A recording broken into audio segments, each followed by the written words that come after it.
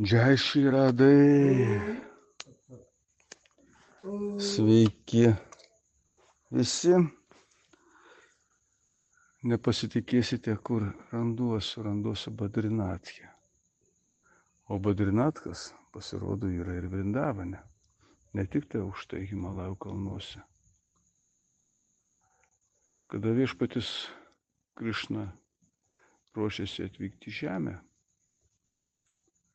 jam jo draugė Radharani pastatė sąlygas, kad toj vietoj, kur jisai bus Vrindavane, būtų ir Himalajai. Nes kitaip sakė, neis į tą žemę, nieko čia gero nėra.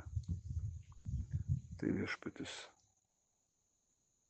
savo gale sukūrė Himalajus Vrindavane. Tai randuosiu aš čia Himalajuose.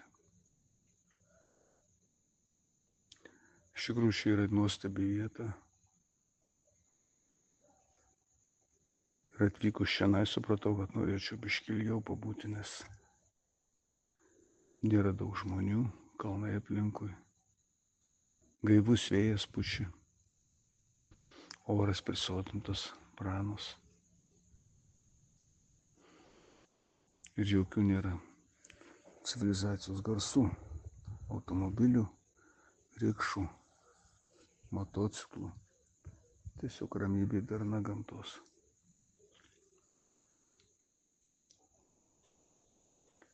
Iš ryto šiandieną mes išėjome iš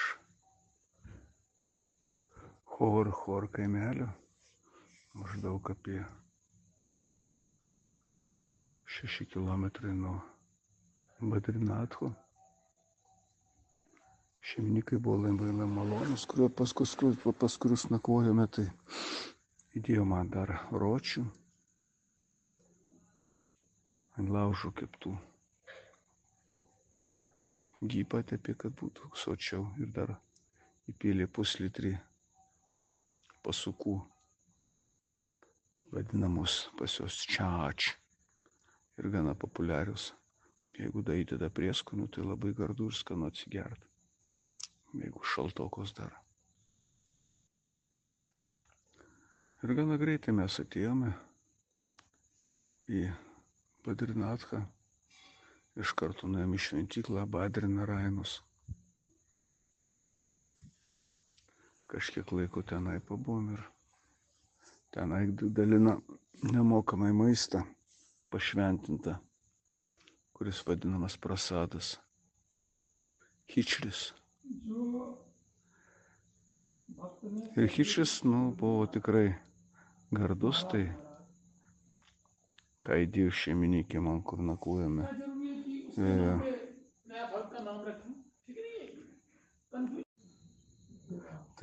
Taigi skaniai papietavau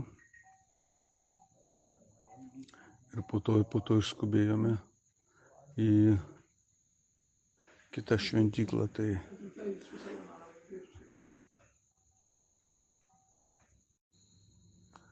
Ir skubėjome į kitą vietą, kuri vadinasi Haridvaras, tai viena iš šventų vietų Himalajuose.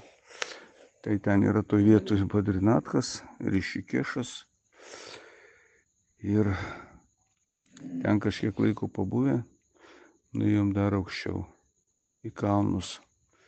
Tai papuolėme į šitą vietą, kur yra Gangotri ir Yamunotri. Tai čia labai mums patiko ir nusprendėme likti čia nakvoti. Vietinis babudžis, kuris rūpinasi šitą šventyklą, parodė, kur mes galime įsikurti. Tai buvo pora vietų. Tai virš karvidės, vadinamos Gošala, arba atviroje tokio aikštėje. Nėra šalta, tai be problemų galima lauke nakvoti. Ir svarbu virš galvos tik stogas kažkur būtų, kad rasa neužkristų, nes vis tiek rasa naktimis būna. Po to mums pakvietė pietų, pietus nebuvo išrankus, bet svarbus skanus buvo pagamintos šiandien vietoj. Tai buvo Ročiai, Dalas tai buvo. Dalas tai yra žirnių nuovilas, toksai ilgai verda žirnius ir tada pasidaro tokia kaip lengva kušytė. Labai skanu, vat, kaip sriubytė gaunasi. Papietavom ir biškį nuėjom pailsėti. Po kažkiek laiko nusprendžiau geriau apžiūrėti aš tą šventyklėlę ir pasigėdau savo tapkių, su kuriamis ėjau. Pasakiau savo vedliui, sakau, mano tapkis dingo. O, sako, džiaukis, jeigu dingo, tai skaityk, didžiąją tau dalį karmos blogos nuneši kartu su tapkiu. Būk laimingas, kad taip atsitiko. Beplius sako Himalajuose. Tai vat, tai sekančią dalį teks jau basam eiti, kaip ir sadų, su kuriais keliauju, pasieina visą laiką. Žiūrėsiu, kaip čia bus. Reikės man naujas tapkės pirkti, ar eisiu basas, kaip ir sadų eina. Viskas aukščiausio valioje. Tai va tokie nuotykiai šiandieną nutiko.